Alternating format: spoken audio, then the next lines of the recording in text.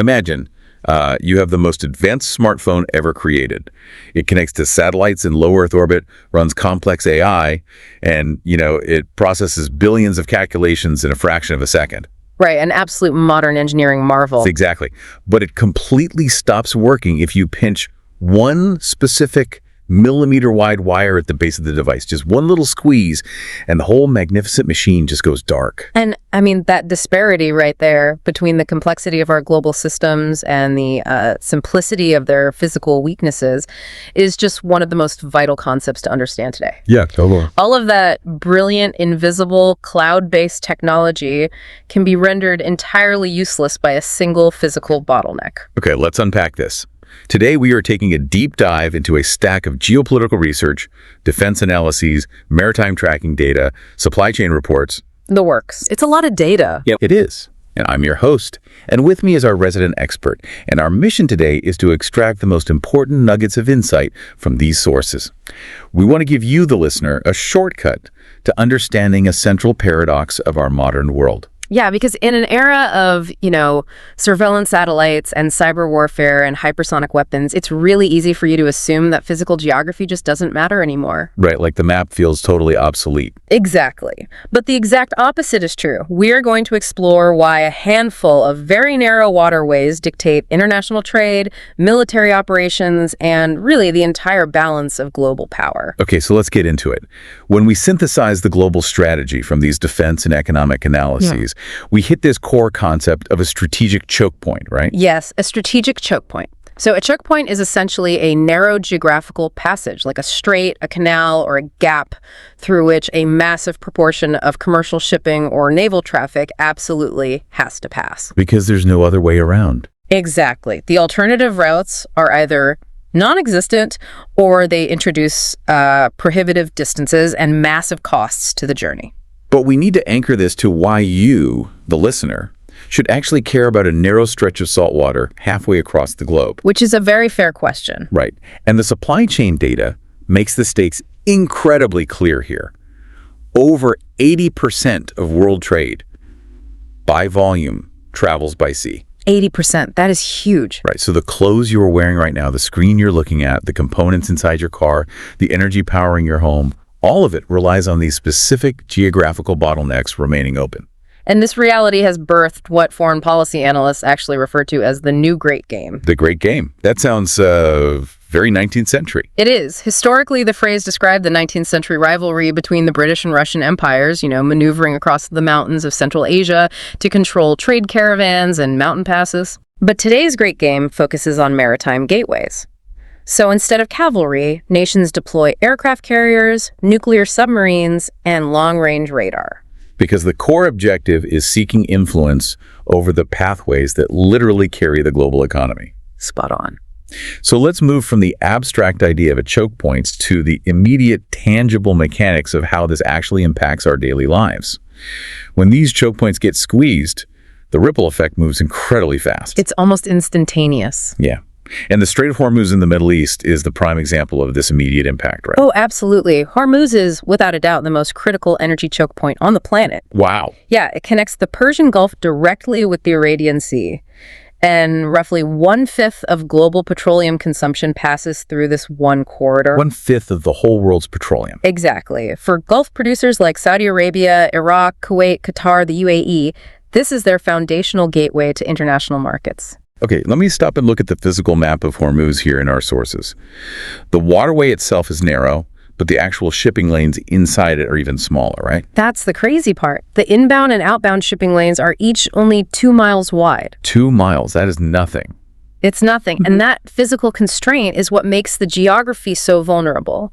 You don't need a massive, sophisticated navy to disrupt traffic in a 2-mile lane. So asymmetrical warfare becomes a huge factor here. Highly effective. Yeah. Using cheap drones, naval mines, or, fleets of small, fast attack boats, just the localized threat of those tactics causes global energy markets to react instantly. Right. It instantly adjusts the price of crude oil worldwide. Exactly. It essentially functions like the global economy's jugular vein. That's a great way to put it. But it goes well beyond energy. Let's look at the broader consumer goods sector by moving over to the direct route between Europe and Asia. You have the el-Mandeb Strait connecting the Red Sea to the Gulf of Aden. Right, which acts as the southern gateway to the Suez Canal. Yeah. And recent attacks on commercial shipping in the Red Sea have given us a live demonstration of just how fragile this supply chain really is. Yeah, when maritime carriers deem the Red Sea too risky, they are basically forced to reroute vessels entirely around the Cape of Good Hope, down at the southern tip of Africa. Which introduces some pretty heavy logistical math. I mean, you're adding roughly 3,500 nautical miles to a journey from Asia to Europe. Which translates to an additional 10 to 14 days of transit time in each direction. Just burning thousands of tons of extra fuel. Right. But the deeper mechanical issue there is actually vessel availability. Wait, how do you mean? Well, if a round trip takes a month longer to complete, a shipping company can execute fewer voyages per year with that exact same fleet. Oh, right. So you suddenly have a global shortage of available container ships. Exactly. So insurance premiums spike due to the increased time at sea. Those fuel costs are passed down the chain, and the consequences just ripple through manufacturing and retail markets worldwide. Okay, I want to introduce an analogy here because we saw this fragility play out in 2021 without a single weapon even being involved. I'm talking about the Ever Given incident in the Suez Canal. Oh, right. When that massive container ship got stuck sideways. Yeah. A lot of people compared it to a traffic jam, but looking at our supply chain notes, it's really more like a jam on a factory conveyor belt. What's fascinating here is how that framing captures the cascading mechanism much better. Right, because if a delivery truck breaks down on a bridge, you just clear it and traffic resumes. But in a global factory, if the main conveyor belt jams, it's not just the items directly behind it that stop. The assembly stations further down the line run out of parts. They have to halt production entirely. Exactly. And the warehouses backing up the line just overflow.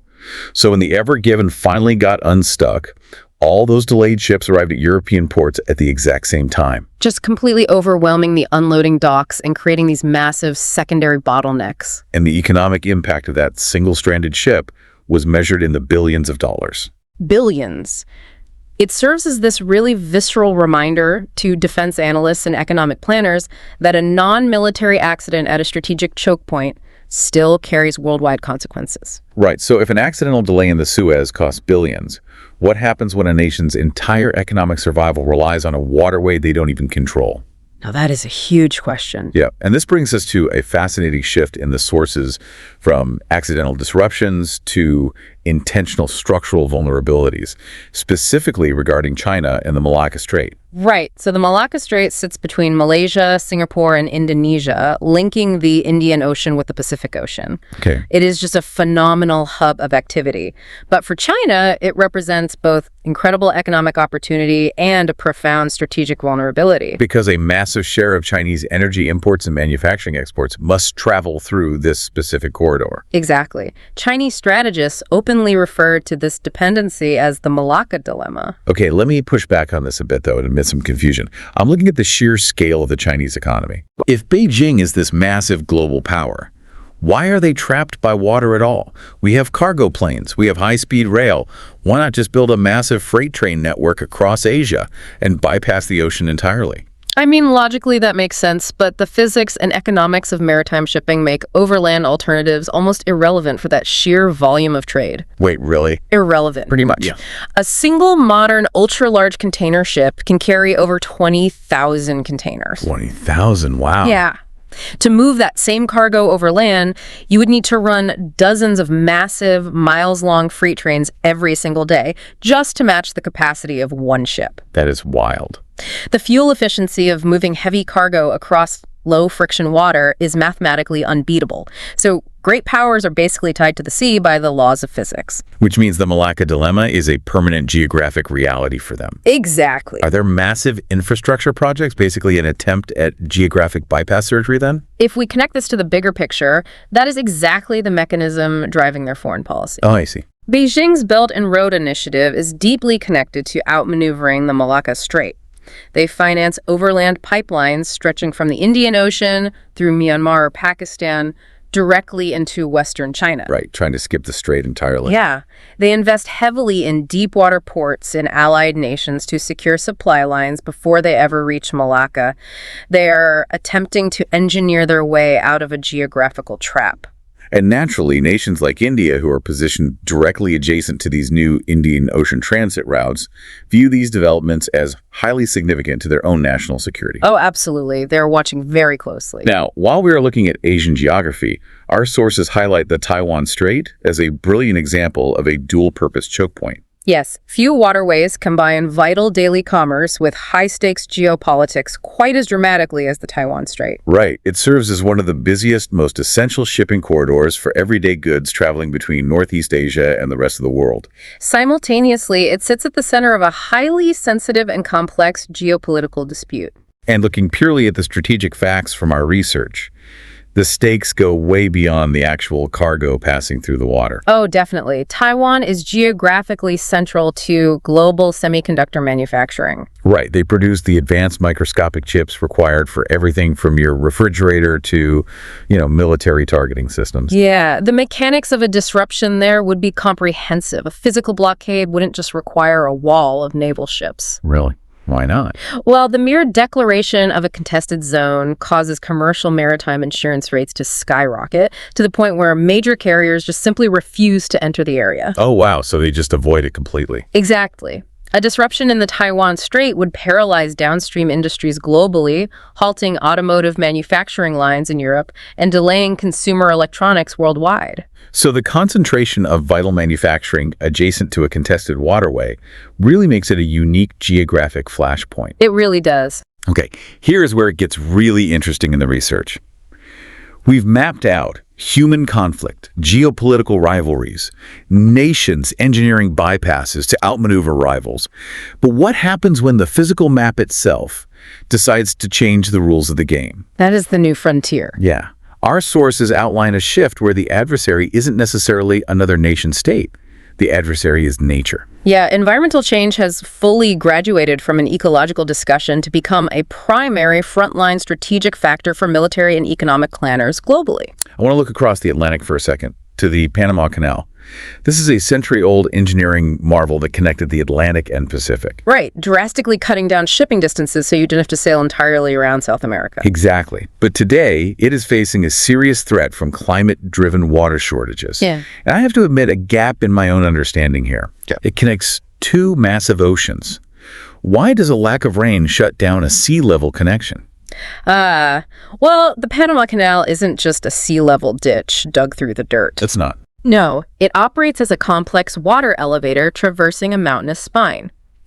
Ships enter a series of locks, and gravity feeds fresh water down from the artificial Gatun Lake to fill those locks and physically lift the vessels up and over the terrain. Oh, I had no idea it worked like that. Yeah, and every single ship transit requires roughly 50 million gallons of fresh water, which is eventually just flushed out to sea. Wait, 50 million gallons for one ship? Per ship. So if there is a severe drought, Gatun Lake drops, and the elevator literally, physically cannot lift the heavier, fully loaded cargo ships. Precisely the issue. The Canal Authority is basically forced to reduce the total number of ships permitted to transit each day. Right.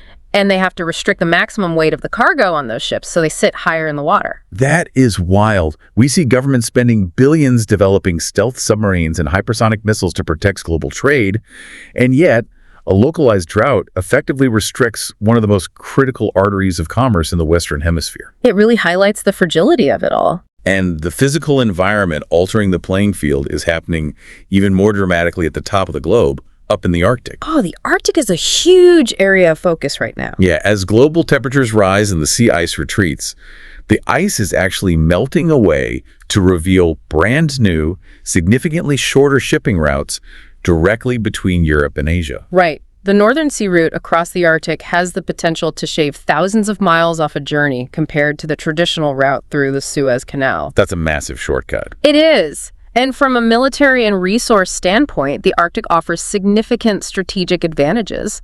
It contains untapped energy resources and rare earth minerals, and it serves as a geographic high ground for surveillance. The major powers are clearly tracking this new open water, right? Oh, without a doubt. Russia has actively expanded its military infrastructure, refurbishing Soviet-era bases and deploying fleets of icebreakers throughout the Arctic region to assert control over these emerging routes. How is the West responding to that? Well, in response, NATO members are aggressively strengthening their surveillance operations and anti-submarine capabilities in what they call the High North. Okay. So while these Arctic routes remain largely seasonal right now, and they still require specialized ice-hardened vessels, their long-term strategic importance is undeniably increasing. So as the map changes and economies deepen their reliance on these routes, the military just naturally follows to secure them. Exactly. Which brings us to the purely military choke points. Some of these waterways aren't focused on container ships full of sneakers, right? Their geography is strictly about the deployment and restriction of military power. Right, it's a completely different game. And the best example from the defense analyses we read is the GIUK Gap. Yes, the GIUK Gap. That refers to the maritime corridor situated between Greenland, Iceland, and the United Kingdom. Which, during the Cold War, was a legendary strategic bottleneck. Absolutely. But how does a gap between islands actually help you hunt a submarine that is hundreds of feet underwater? It all comes down to underwater acoustics and ocean depth. Okay, explain that. Submarines rely on the vast, deep ocean to remain undetected. But the GIUK Gap sits on a relatively shallow underwater ridge. So they can't hide as easily. Right. When deep-water submarines attempt to transit from their northern bases down into the open Atlantic, they are forced to cross over that shallow shelf. Okay. NATO capitalized on this geography by laying down networks of underwater listening posts, sonar arrays across the seafloor of the gap. The shallow water essentially funneled the submarines into predictable, acoustically noisy corridors, making them far easier to track. That is brilliant. So with the renewed strategic competition we see today, I imagine this gap has really recovered its former importance. Oh, definitely. We are seeing increased Russian submarine operations in the North Atlantic, which has naturally led to NATO resuming extensive anti-submarine warfare patrols in the area. The geography hasn't changed. Exactly. The geography hasn't changed, meaning the GIUK Gap remains absolutely central to the security of the North Atlantic. But the way nations actually secure these gaps has evolved, right? Yeah. When we synthesize all these examples, from the 2-mile lanes of Hormuz, to the overland pipelines bypassing Malacca, to the acoustic funnels of the GIUK Gap, a very clear modern pattern emerges. It really does. Strategic choke points are these complex pressure points where economics, military power, technology, and geography all intersect. Right. Control today is rarely about physically occupying these locations with standing armies.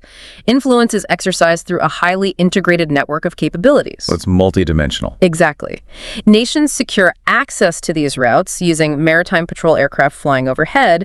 They deploy advanced undersea surveillance to listen for subs, and they utilize satellite constellations for real-time tracking. Not to mention securing port access agreements in allied nations, establishing reliable logistics hubs, and making massive infrastructure investments. Exactly. It's a whole ecosystem of control. So what does this all mean for the listener? When we take the energy flows of Hormuz, the tech reliance of Taiwan, the shifting hydroengineering of Panama, and the submarine hunting in the GIUK Gap, how is victory actually defined in this new great game? This raises an important question about influence today. The defining struggle of our era is not solely about who can build the most advanced weapon or the smartest artificial intelligence. Right. It is equally about ensuring secure, uninterrupted access to the maritime gateways that sustain global commerce. The nations that successfully navigate and protect these geographical lifelines will inherently project stronger military deterrence, they'll enjoy greater economic resilience, and they'll possess enhanced strategic flexibility.